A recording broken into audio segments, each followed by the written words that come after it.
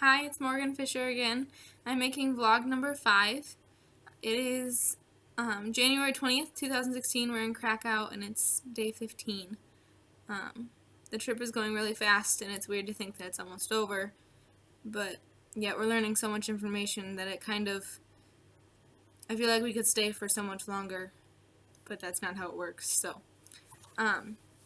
in this vlog, I plan on talking about our visit to Auschwitz and how that's affected my reading skills with about what we're reading about, and just how it's affected me and how I think I'll use it for the future speaking. So we are reading Primo Levi's book, and it pretty much all takes place in the camp. There wasn't too much background. There was some. I guess there was him in the camp or in the ghetto, but I kind of struggled imagining the story before we went to the camp. I couldn't really picture it in my mind, and I like to read and picture things as I go, so I kind of struggled with the book right away. But then once we went to the camp, I realized that once we got back, I really could imagine all of these things that were being spoken about, and how when he said that they had to walk half a mile to get somewhere, they literally walked half a mile. That wasn't stretching it. This camp, I had no idea how big camp was. I couldn't even begin to imagine how big this camp was. So being there and seeing the vast size of it and how much space this had, but also how crammed it was, it's just really hard to fathom. These bunkers that we walked through, they were not big. They were probably a fourth of the size of some people's houses, and they fit anywhere from 400 to 900 people in these buildings. I mean, I don't like being in large groups, and I don't like having tight spaces, but these people are dealing with that tight. They shared a bed with 3 people, and it hit me, the amount of space that these people had. They had nothing personal. They weren't a person to these. The Nazis didn't treat them like people. And so going to this camp really hit me hard with spatial awareness and with my lack of knowledge on the pure size of this place. It's amazing to me. The thing that hit me now that we've finished Primo's book is the relationships that he talks about. He really focuses on the relationships he has at that point and points out that you can't live being stuck in the past. And that's honestly something I personally struggle with. I think about the past and the future, and I overanalyze things, and I worry about what's going to happen next, or what happens if something happens to someone and I'm not there and I need to be. And he pointed out that you can't live like that, and he took every advantage he had to get to know these people and to build up these relationships in this camp, even though he had no idea if they would live till tomorrow or if he would even see tomorrow.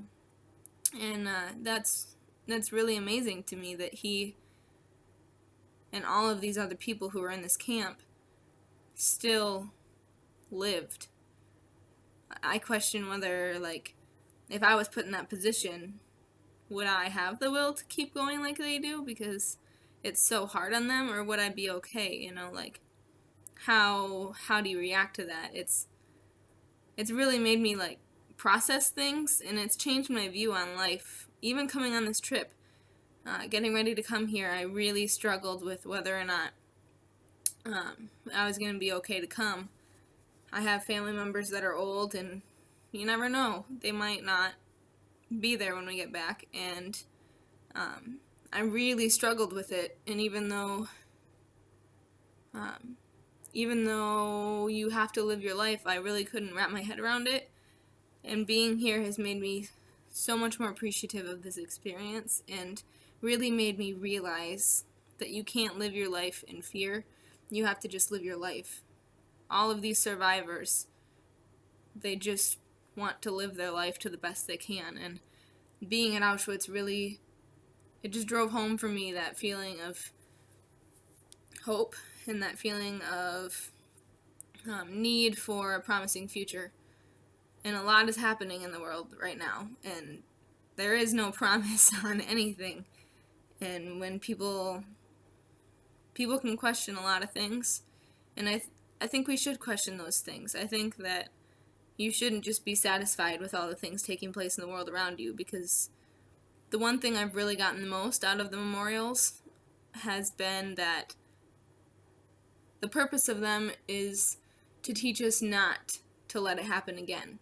Not to just sit by and watch, but to stand up for what you think is right and to push for what you think is right. So I think it's important in this time in the world that people come see the things like we're seeing. Yeah, it's hard to come see them. Yeah, it's emotional, but it's important emotion that I think is really necessary. And I would not trade the things that we went through walking through that camp, and we learned about walking through that camp, for anything. If I get the experience to go back, I would go back. I didn't take any pictures the last time when we walked through because I just wanted to be all there emotionally, and I still feel like I didn't get everything out of it that I wanted to. So I would love to go back someday, not in the next year, maybe in a few years, and I'll bring my camera so that I can preserve those memories and use them in the future. There's a lot of deep stuff that we're doing, and it's a lot of